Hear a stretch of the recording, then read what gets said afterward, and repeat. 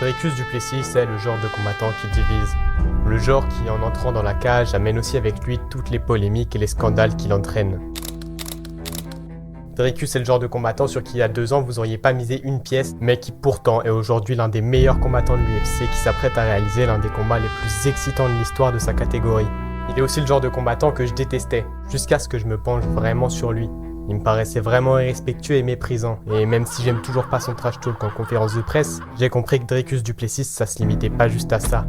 Alors laissez-moi vous présenter l'histoire de l'homme qui retourne à la catégorie des middleweight. L'histoire de Dricus du Plessis.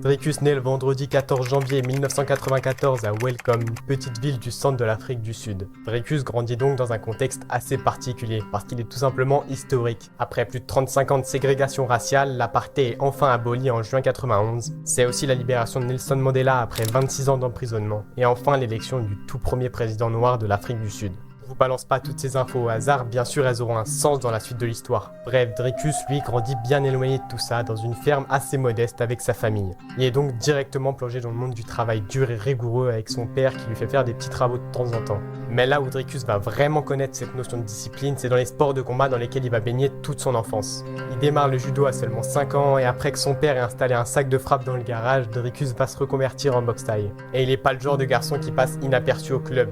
Non, on pourrait presque le qualifier de prodige. Il se lance immédiatement en amateur et devient un peu plus tard champion de la World Association of Kickboxing Organization en K1. Oui, je pense qu'on peut légitimement dire qu'il était fait pour les sports de combat. Mais rapidement, Dricus va comprendre qu'il aurait plus à y gagner en transitionnant en MMA, et c'est donc ce qu'il va faire. Du coup, il arrive dans ce monde tout nouveau qu'est le mixed martial art avec un solide bagage en kickboxing et en judo. Il en fallait pas plus pour Dricus, parce qu'après être tombé amoureux de ce sport, il lâche l'université et démarre instantanément sa carrière de MMA. C'est dans l'organisation locale l'UFC qu'à seulement 20 ans, Dricus fait ses débuts. Et même si son style est clairement très brouillon, ça l'empêche pas de remporter ses 4 premiers combats et tous avant la fin du temps imparti. À ce moment-là, c'était clair que ce jeune garçon qui venait tout juste de commencer le MMA ira loin. Très loin. Dricus combat directement pour la ceinture avec son solide 4-0 et affronte Gareth McLan. Mais du Plessis a beau dominer debout, quand son adversaire a compris qu'il avait une chance au sol, il va s'acharner jusqu'à soumettre Dricus dans le 3e round. Il est évidemment frustré de se faire stopper si proche de la ceinture et va donc faire le choix de descendre de catégorie pour aller s'attaquer au poids welter. Et c'est un vrai massacre. Dricus roule sur ses 3 adversaires suivants sans jamais atteindre la limite du temps jusqu'à remporter la ceinture contre Martin Van Staden. Arrivé au sommet de sa catégorie, du Plessis monte de catégorie et paraît tout simplement inarrêtable. Il remporte le titre des poids moyens et a derrière lui un taux de finish de 100%. Mais bien sûr l'histoire s'arrête pas là. Parce qu'après avoir fait le tour de son organisation, c'est le moment pour lui d'aller s'attaquer à un niveau bien plus élevé. La sphère internationale. Dricus qui arrive en Europe avec un sacré palmarès derrière lui combat donc directement pour la ceinture du KSW contre Roberto Soldic. Mais Dricus a beau toujours avoir son style propre à lui qui paraît brouillon pour pas dire maladroit, il est pourtant incroyablement efficace et au bout de seulement 2 rounds, il arrache la ceinture de la taille de son adversaire avec un solide crochet du gauche. Mais au moment où il paraissait inarrêtable, Dricus est vite ramené à la réalité dans sa revanche contre Roberto Soldic qui lui inflige un violent KO au 3e round. Dricus choisit de quitter le KSW après un dernier TKO pour retourner à l'UFC et infliger une dernière soumission avant de définitivement entrer dans la plus grande organisation mondiale de MMA, l'UFC. Pour son premier combat dans l'organisation, Dricus affronte le Brésilien Marcus Perez, que vous connaissez forcément et sûrement pas pour son palmarès à l'UFC qui est à ce moment-là de 2 victoires pour 3 défaites. Mais au moins pour ses face-off qui sont pour le moins particuliers. Et sans suspense, Dricus annonce tout de suite la couleur en décrochant un puissant droite-gauche qui va coucher son adversaire face contre terre. Cette victoire permet à du Plessis d'envoyer un signal fort à toute sa catégorie, montrant que c'était plus qu'une question de temps avant qu'il vienne décrocher la ceinture de la taille du champion actuel, Israel Adesanya. Dricus poursuit et remporte le bonus de la performance de la soirée contre Trevin Giles, et poursuit en remportant son premier combat par décision unanime des juges contre Brad Tavares. Du Plessis commence donc à faire de plus en plus de bruit à l'UFC et c'est pourquoi on va le mettre face à son premier vrai gros test, Darren Till. Dricus amène immédiatement le combat au sol et martèle Till avec son ground and pound pendant 5 minutes d'affilée. Mais Till se relâche pas pour autant dans le 2e round. Au contraire, il va faire pas mal de dégâts à Dricus en le mettant en danger à plusieurs reprises avec ses puissantes frappes. Dricus revient à l'assaut dans le 3e round en verrouillant un solide étranglement arrière qui fait taper Till. Il venait d'entrer dans le monde ultra brutal du top 10 des middleweight, un monde dans lequel chaque adversaire est un véritable monstre qui au même titre que toi est arrivé ici en roulant sur sa concurrence. Dricus affronte donc le vétéran de l'UFC Derek Brunson qui va le mettre en sérieuse difficulté dans un combat aussi sauvage que excitant. Alors qu'il arrivait à la toute fin du 2e round et que les deux combattants étaient à bout de souffle, Dricus remporte le combat en infligeant un TKO à Derek à 1 seconde de la fin du round.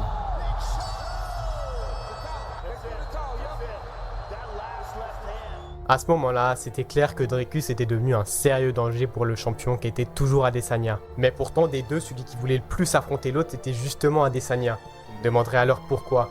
Et bah, faut se remettre un petit peu dans le contexte de l'époque. Jusqu'à il y a peu de temps, l'UFC était dominé par le trio légendaire qui était Kamaru Usman, Israel Adesanya et Francis Ngannou. Soit 3 champions qui étaient indétrônables et surtout 3 champions natifs du continent africain. Jusque-là, aucun problème, vous me direz. C'est normal parce que le problème arrive au moment où en interview, Dricus déclare à plusieurs reprises qu'il deviendra le premier et le seul champion vraiment africain. Et c'est ici qu'arrive le problème, parce qu'en soi, le propos de Duplessis était oui très maladroit, mais n'avait rien de raciste ou de racialiste comme certaines personnes ont pu l'interpréter. En fait, Dricus voulait simplement dire être le premier champion qui vit en Afrique toute l'année. Ceux qui vous êtes d'accord avec moi n'a rien de raciste, et dites-moi si je me trompe. Mais bref, Adesanya lui a pris ses propos très à cœur et n'attend qu'une seule chose, qu'il arrive jusque lui pour, je cite, lui botter le cul. Dricus doit donc affronter un vrai monstre pour pouvoir arriver jusqu'à la ceinture. Et son adversaire concorde parfaitement avec cette description. Parce qu'il s'agit tout simplement de Robert Whittaker. Pour être un vrai monstre, Whittaker en est un vrai. C'est simple, à part ses 2 dernières défaites contre Adesanya, Whittaker n'a pas connu la défaite depuis presque 10 ans. Il a remporté la ceinture intérimaire et l'a même défendue. Mais le plus effrayant chez lui, c'est peut-être presque son calme et sa sérénité alors qu'il s'apprête à affronter l'un des top contenders de la catégorie, comme s'il savait comment le combat allait se finir. À l'approche du combat, personne ne donne Dricus gagnant. Personne sauf un combattant. Un combattant que vous commencez à entendre de plus en plus et que j'ai sûrement plus besoin de citer à ce stade. Adesanya est le seul à donner Dricus gagnant, parce que lui attend toujours une simple chose, pouvoir lui casser la gueule. Dricus réussit à prendre l'avantage dans ce premier round, bien sûr grâce à sa technique, sa puissance, son explosivité, ainsi de suite. Mais une chose a vraiment changé dans ce combat et fait toute la différence ici. Parce que Dricus s'est fait refaire le nez. Et non, c'est pas une blague et encore moins un détail insignifiant. Non, c'est même primordial, parce qu'il faut savoir une chose qui fait de Duplessis un véritable monstre. Après avoir enchaîné les fractures au niveau du nez, Duplessis était devenu incapable de respirer avec. Et si vous n'êtes pas hyper calé en sport de combat, il faut savoir que respirer par le nez, c'est la base. Parce que même si c'est pas instinctif, respirer par le nez suffit à mieux se concentrer, à oxygéner les poumons plus en profondeur et plein d'autres détails dont Dricus a dû se passer jusque-là.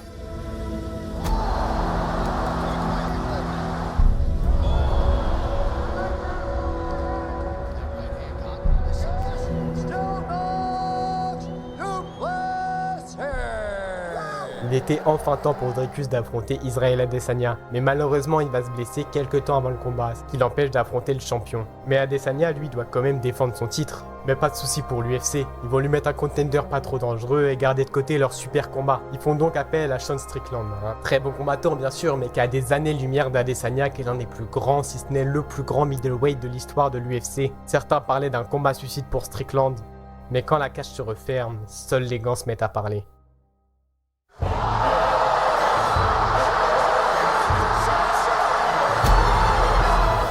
C'est l'un des plus grands chocs de la décennie. Une désillusion totale. Le prédateur devenait le chassé dans l'incompréhension générale. Personne n'avait pu prévoir que le style de Strickland était la kryptonite parfaite de celui d'Adesanya.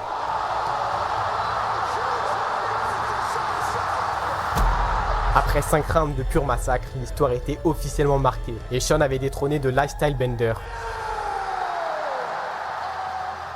C'était donc le moment pour Dricus d'entrer sur la scène après plus de 6 mois d'absence. Et quelle entrée!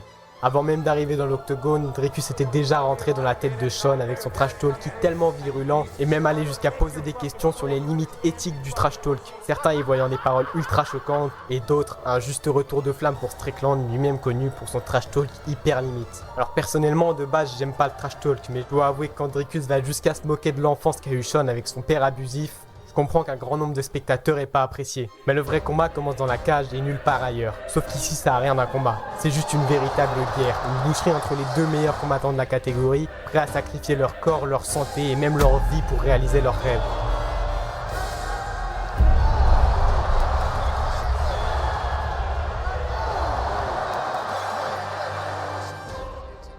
Jambes, corps, tête, mental.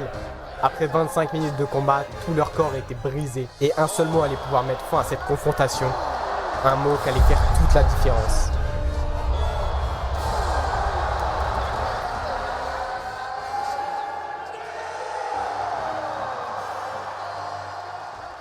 Après plus de 10 ans de carrière, Dricus avait enfin remporté la ceinture mondiale. Mais si pour lui et pour Shawn la décision partagée était honnête, pour une grande partie des fans, cette décision était rien de plus qu'un vol orchestré par l'UFC. Une revanche était donc immédiatement réclamée par les fans. Mais avant ça, il y a toujours un homme qui attend dans l'ombre depuis plus d'1 an pour l'affronter. Un homme qui, à l'inverse des fans, se réjouit de la décision des juges. Vous l'avez bien compris, après des mois de provocations médiatiques en tout genre, c'était enfin le moment pour Du Plessis d'affronter Israel Adesanya. Et encore une fois, Dricus n'attend pas l'arrivée du combat pour l'attaquer psychologiquement pendant la conférence de presse en lui débattant tout un tas de diffamations et de provocations, en mentionnant par exemple sa relation qu'il trouve douteuse avec son chien, ou en tournant en ridicule son parcours et celui de sa famille. Israël bouillonnait de rage à la simple idée de pouvoir enfoncer son poing dans le visage de Dricus. Pour lui, ici c'était devenu personnel. Il se battait plus seulement pour la ceinture, mais pour punir celui qui l'avait diffamé devant le monde entier. Mais une fois arrivé dans la cage, il n'y a plus que la vérité des points.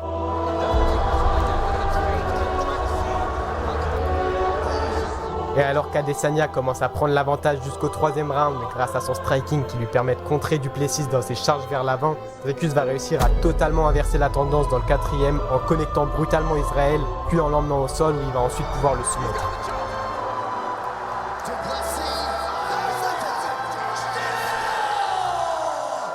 Dricus venait de soumettre l'un des meilleurs, si ce n'est le meilleur combattant de sa catégorie, en marquant donc définitivement son nom en tant que champion incontesté.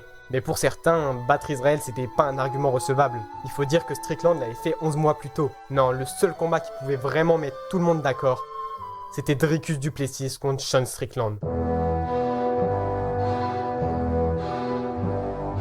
Cette fois-ci, pas de trash talk, pas de spectacle, pas de scandale. Juste deux hommes prêts à faire parler leurs points pour établir une fois pour toutes qui est le champion incontesté des middleweight.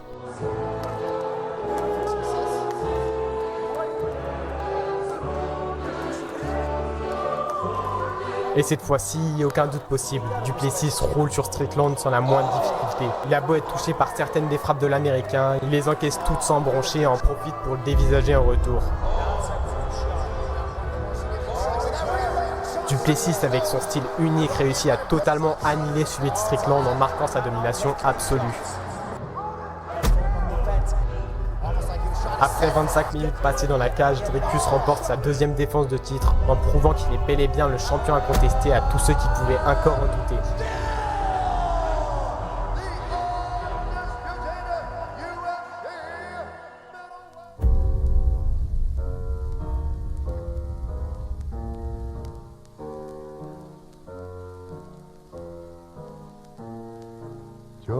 Et pourtant, dans l'ombre, il y a toujours un combattant qui n'a pas eu l'occasion de s'exprimer dans la cage. Un des rares ovnis qui sont les invaincus et qui compte bien arracher la ceinture pour la ramener en Tchétchénie. Parce que ce samedi 16, on va assister à un vrai choc de titans. Khamzat Chimaev contre Dricus Du Plessis. Le feu ardent de l'Afrique du Sud contre la glace vorace de la Tchétchénie. Ce combat redéfinira l'avenir de la catégorie en marquant à tout jamais l'histoire de ce sport.